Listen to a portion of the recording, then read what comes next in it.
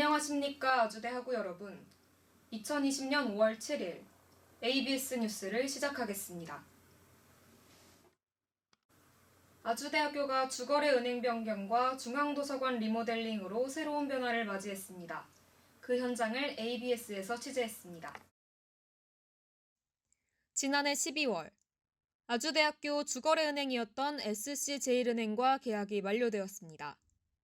입찰을 통해 새로운 주거래 은행으로 KB국민은행이 선정되었습니다.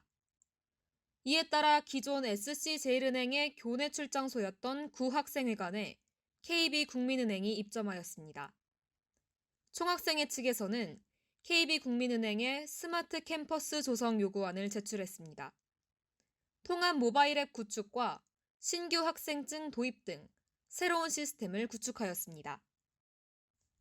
아주대학교 중앙도서관도 겨울방학 동안 리모델링을 통해 달라졌습니다.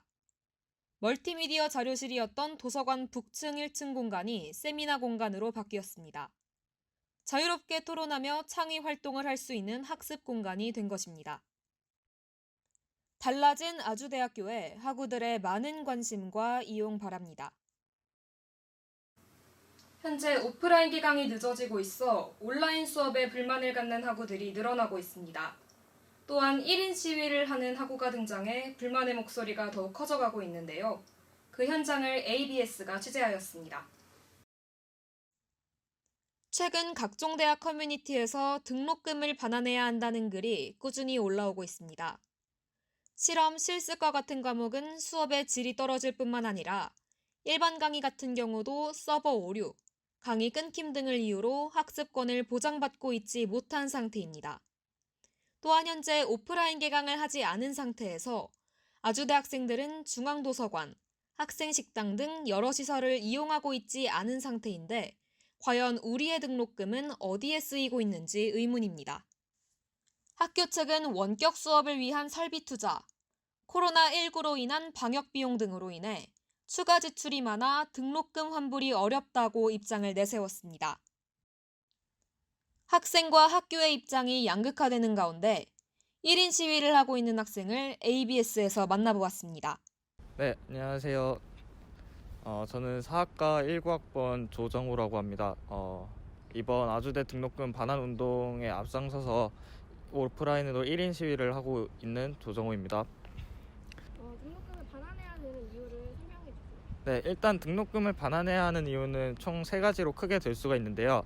첫 번째는 여러분도 다들 아시다시피 수업의 질 문제입니다. 일단은 오프라인 강의랑 온라인 강의랑 했을 때 수업의 질 부분에서 차이가 많이 나고 있고요.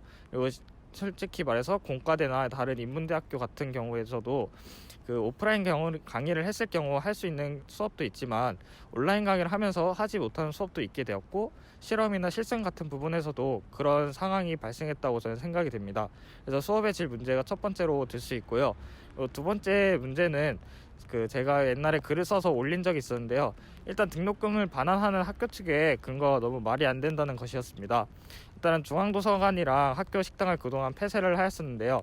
그 폐쇄로 인해서 많은 돈을 절감할 수 있었는데 그 돈의 절감 비용에 대신해서 등록금을 반환할 수 없다. 이거는 방역비와 원격 설치비로 다 들어갔기 때문에 반환할 수 없다라고 말한 점은 저희 스스로는 납득이 안 됐기 때문에 등록금 반환 운동의 두 번째 근거로 들었습니다. 세 번째 근거는 이제 학생들의 경제적 부담이 크다는 건데요. 이거는 이제 코로나로 인해서 사회적 거리두기로 인해 알바를 많이 못하고 있는 상황이지만 이 알바를 못하면서 학자금 대출이나 가지 않는 집에 대한 월세에 대한 학생들의 경제적 부담이 크기 때문에 이 세 가지 이유를 근거로 들었습니다. 일단은 저가 시위를 하는 거는 무기한으로 할 예정이고요. 학교 측에서 등록금을 반환할 때까지 무기한으로 할 예정입니다. 근데 이를 통해서도 그렇지 않은 경우에는 이제 사회적 거리두기가 풀린 경우에는 이제 시국선언을 하든가 여러 명에서 함께 연대를 해서 할 생각이고요. 이로써도 되지 않으면은 강력하게 나가는 법률 조치를 취하는 게 저의 지금 일단 계획입니다. 학교 측에서 시스템 증진 등으로 그 등록금 기가 나가고 있다고 하는데 이에 대한 학교 측 노력을 어떻게 생각하시는지? 일단은 이런 경우가 처음이기 때문에 학교 측의 노력도 다들 인정은 하고 이해하고 있습니다. 근데 하지만 이런 거를 방역비와 원격 설치 수업 설치비로 통해서 다 지출하고 등록금 반환을 하지 못한다면서 학생들의 입장도 생각하지 않는 거는 조금 이해가 안 됩니다. 이 때문에 학교 측에서도 이런 고생하는 건 알지만 학교에서 학생들 조금 더 생각해 줬으면 하는 바람입니다. 시위를 하면서 어려운 점이 있으신가요? 일단 시위를 하면서 어려운 점은 없고요. 학우분들께서 열렬하게 지지해주고 그다음에 응원해주신 덕분에 더욱 자신감 있게 할 수 있게 되었습니다. 그래서 더 학우분들께서 저를 믿고 응원해주시는 만큼 열심히 해서 등록금 반환을 꼭 이룰 수 있도록 노력하도록 하겠습니다. 아직 학교 측에서 예산안을 공개하고 있지 않은 가운데 예산안을 공개해달라는 목소리가 이어지고 있습니다. 1인 시위까지 이어진 가운데 학교 측은 이에 대해 어떻게 대처할지, 어떤 목소리를 낼지 기다리고 있겠습니다. 단신 뉴스입니다. 베타 오픈 상태로 운영되고 있던 총학생회 공식 사이트가 4월에 공식적으로 오픈하였습니다. 공식 사이트를 통해 총학생회가 진행 중인 각종 사업과 제휴업체를 확인할 수 있으며 기록실에서 총학생회의 사업 감사 자료 등을 열람할 수 있습니다. 또한 학생 청원을 통해 자유롭게 청원을 게시할 수 있을 뿐만 아니라 Q&A에서 시행 중인 사업에 대한 문의를 게시할 수 있게 되었습니다. 그 외에 플로터 인쇄 신청과 장학금 알림이 등의 다른 기능을 추가할 예정으로 총학생회와의 소통 창구가 다양해지게 되었습니다. 아주 스마트 캠퍼스 시스템이 도입되고 개선된 사업 중 하나로 모바일 통합 플랫폼이 구축되었습니다. 기존의 애플리케이션들의 기능을 모두 통합하고 새로운 기능을 탑재한 스마트 캠퍼스 통합 앱은 신분증을 포함한 총 5종의 아주 위젯과 15종의 아주 페이보릿 및 편집 기능을 제공하고 있습니다. 이뿐만 아니라 사용자의 신분에 따른 공지와 맞춤형 버튼 구성을 제공하고 있습니다. 이를 통해 기존의 앱보다 다양한 기능이 한데 모여 있어 간편하고 편리해질 전망입니다. 아주 스마트 캠퍼스 시스템 사업으로 중앙도서관 시스템이 변경되었습니다. 새로 변경된 출입관리와 도서관리 시스템은 신형 출입 게이트 14개와 도서분실 방지기 교체로 보안성이 강화되었으며 반응형 도서관 홈페이지와 모바일 앱을 신규 구축하였습니다. 또한 신분증 및 모바일 신분증을 통한 도서관 서비스 이용이 가능해졌으며 도서관 열람증을 신규 교체하였습니다. 이와 더불어 도서 대출 및 반납 시스템이 변경되어 구형 장비가 교체되었고 모바일 도서 대출과 반납이 가능해졌습니다.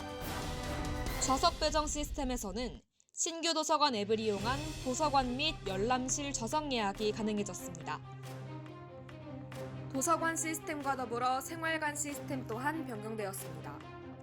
노후화된 하드웨어 장비 교체로 신규 출입관리 카드 리더기 967대와 생활관 5개동 스피드게이트 9대가 교체되었습니다.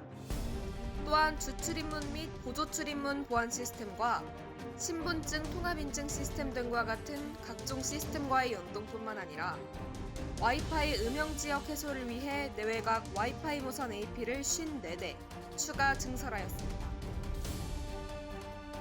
우리 학교 박물관은 5월부터 11월까지 찾아라 툴툴씨의 의식주로 박물관 길 위의 인문학 사업을 진행하게 되었습니다.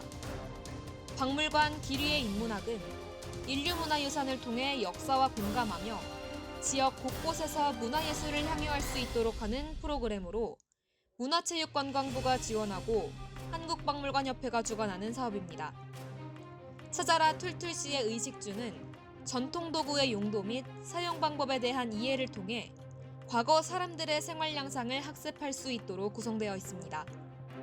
박물관 관계자는 이 프로그램을 통해 참여자들이 도구를 통해 발전해온 우리의 생활 양식을 학습하고 옛사람들의 지혜를 느낄 수 있는 시간이 되길 바란다고 밝혔습니다. 여기서 ABS 뉴스 모두 마칩니다. 시청해주신 아주인 여러분 고맙습니다.